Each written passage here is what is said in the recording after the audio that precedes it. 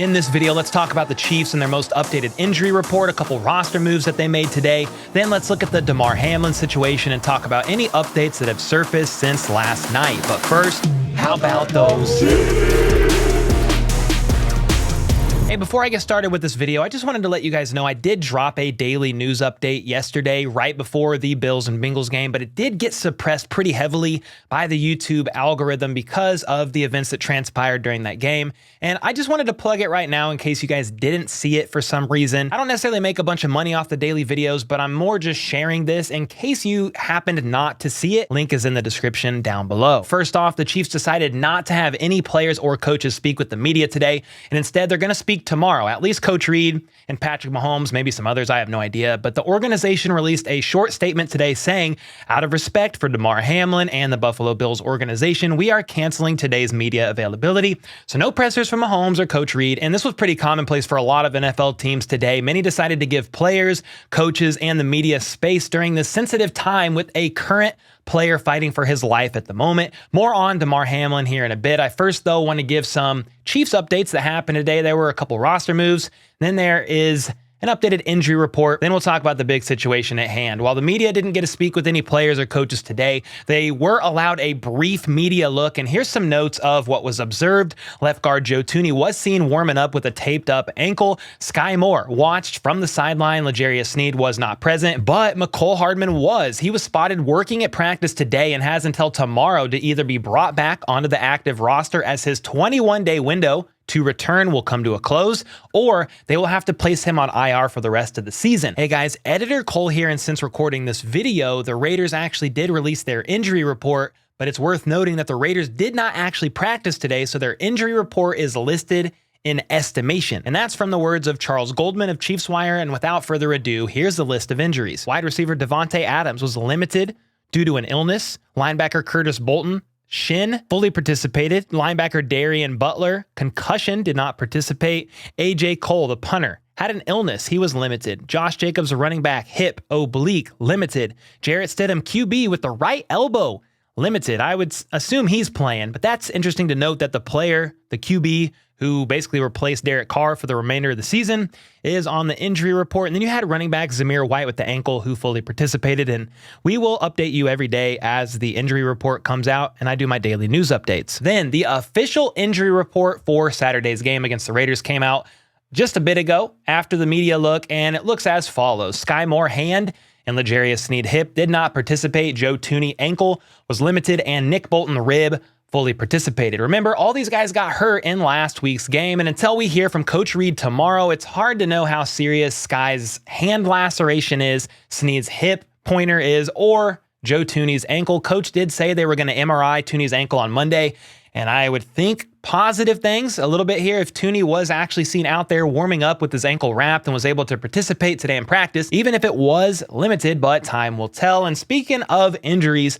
the Chiefs made a couple of moves on the practice squad today because of that. First, they placed one player on the injured list and re-signed another player they just let go. The player that was placed on the injured list was the Chiefs' 5th round pick in the 2021 draft, wide receiver Cornell Powell. Powell spent all last season on the practice squad and pretty much did the same thing this season for the most part, though if I recall correctly, this is just off the top of my head, he was called up and played some special teams and maybe a few offensive snaps in a game, maybe 2 games, but either way, he hasn't played too much on the field and sadly finds himself placed on the injured list. And as of right now, there's no real information about Cornell Powell and his injury, so maybe we'll get some information tomorrow during Andy Reid's presser. Just have to wait and find out. And then to take Cornell Powell's place, they re-signed the recently cut wide receiver running back hybrid Jerrion Ealy. Ealy was a UDFA out of Mississippi, signed with the Chiefs this past offseason. He didn't make the roster cuts and then was signed to the practice squad, but in October, he got suspended for 6 games for violating the NFL's performance-enhancing substance policy. He has not played in a regular season game this season, and I do not expect him to play in a game this week during the postseason. None of that unless major multiple injuries occur. So there you go, Chiefs injury report, some minor roster moves, and now the big one, safety Damar Hamlin. First off, I wish nothing but the best outcome for this man. I've been praying for him, his family, teammates, and all those affected by this tragic situation. Most of you know by now, but Bills safety Damar Hamlin made what looked like a routine tackle early on in the Bills versus Bengals game last night. He then stood up for a couple seconds and collapsed on the field, and things escalated quickly as it was realized he had no pulse. So CPR was immediately administered, and even the use of an automated external defibrillator. And this went on for roughly 9 or so minutes as the broadcast cut in and out to several commercial breaks, keeping things super wide on a wide angle so they did not show up close really what was going on. But between the short clips that they did show of the players, I mean, before maybe the first or second commercial break, they were clearly shook up. People were commenting on my live stream last night, something's going on. You had Josh Allen, Diggs, many other players. I mean, they were visibly shook. And that's when we began to realize that maybe this wasn't just a potential concussion, which is what at least I initially thought when he collapsed to the ground. I've seen this happen in MMA before. I trained in Taekwondo for 10 years. Someone could get kicked in the neck or the head, still move around for a few seconds, and then it's like a delayed passing out. But no, this was worse, much worse than that. As the broadcast began to reveal what was going on, they were giving him CPR, and after about 9 minutes, Hamlin was placed into an ambulance and taken to a hospital. The game was temporarily suspended at first as players went to the locker room, and then about 30 minutes later, the game was actually postponed. Crowd, players, NFL staff ended up packing it up and going home. Some players and fans did go to the hospital in support of Hamlin and are even there off and on all day today. They were there last night hosting vigils, saying prayers, and just wanting to be there in support. It wasn't just Bills fans, it was Bengals fans as well. And the support has continued via a GoFundMe page as it began to make its rounds through social media. It was connected to Hamlin's charity. I believe last night, it only had around $12,000 raised for the Chasing M's Foundation toy drive, but as of right now, of recording this video, 3:30 p.m. on Tuesday, it has over $5 million that has been raised in an effort to show their support to this young man and his charity. Some, though, has questioned the authenticity of this GoFundMe page, and an update was actually made to this page today saying, update, this fundraiser was initially established to support a toy drive for Damar's community sponsored by the Chasing M's Foundation. However, it has received renewed support in light of Damar's current battle, and we can't thank you all enough. Your generosity and compassion means the world to us. If you would like to show your support and contribute to Damar's community initiatives and his current fight, this is the place to do so. This is the only current fund that is being used by the Hamlin family. Again, thank you for your thoughts, prayers, and generous support during this time. Damar created the Chasing M's Foundation to use as a vehicle to bring lasting impact to his community. The foundation supports toy drives, back to school drives, kids camps, and more. So this does indeed appear to be the real deal. And I've linked the GoFundMe page in the description of this video if you want to take a look at it for yourself and even make a donation. And then to keep it going here, as far as updates, Damar's friend and marketing rep, Jordan Rooney, tweeted this out last night. Please keep Damar in your thoughts and prayers, but please refrain from speculation and contacting his family/friends if you aren't close to them. People asking to donate, there's a GoFundMe floating around. We just talked about that. And then he says his vitals are back to normal and they have put him to sleep to put a breathing tube down his throat. They are currently running tests. We will provide updates as we have them. Then a bit later, the Buffalo Bills official Twitter page released this statement last night. Damar Hamlin suffered a cardiac arrest following a hit in our game versus the Bengals.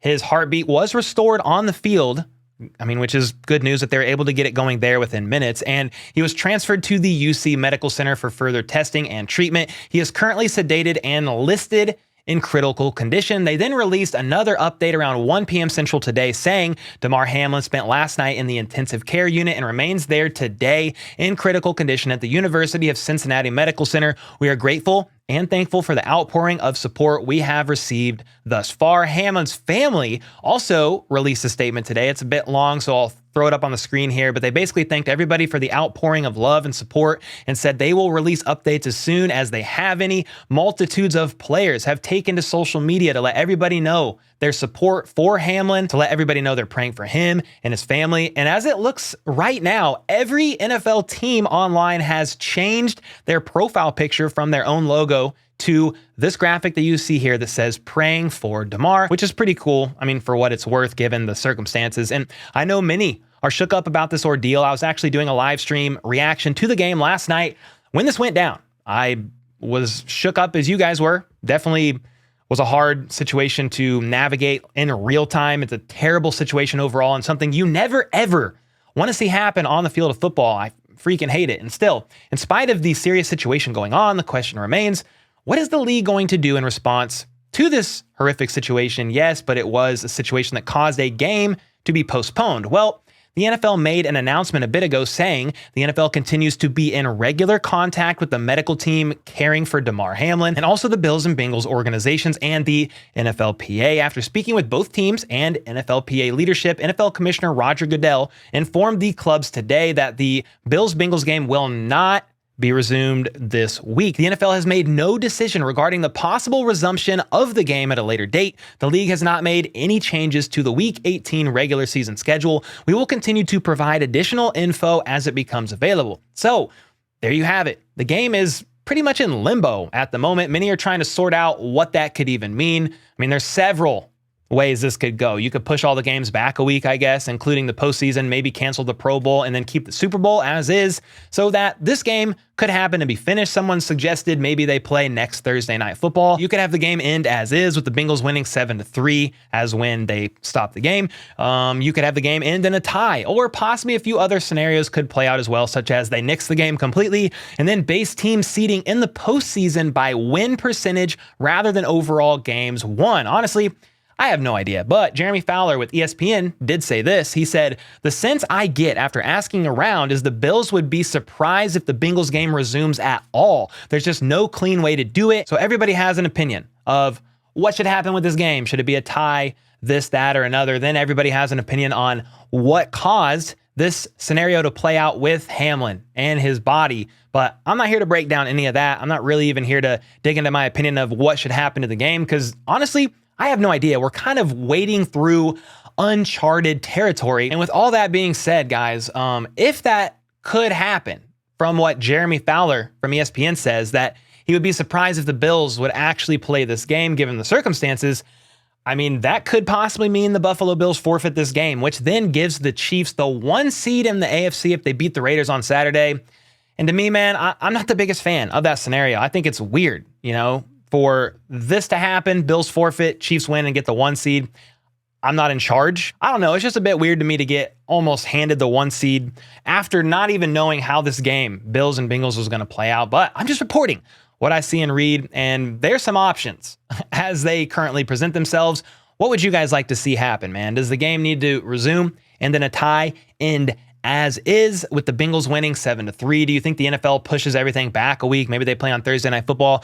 Let me know your thoughts in the comments down below. And before I go, man, I want to again say that I am believing and wishing, hoping, praying for the best with Damar Hamlin, a second-year player out of Pittsburgh who's only 24 years old. He's a man with a mom, a dad, and a little brother who is about my daughter's age.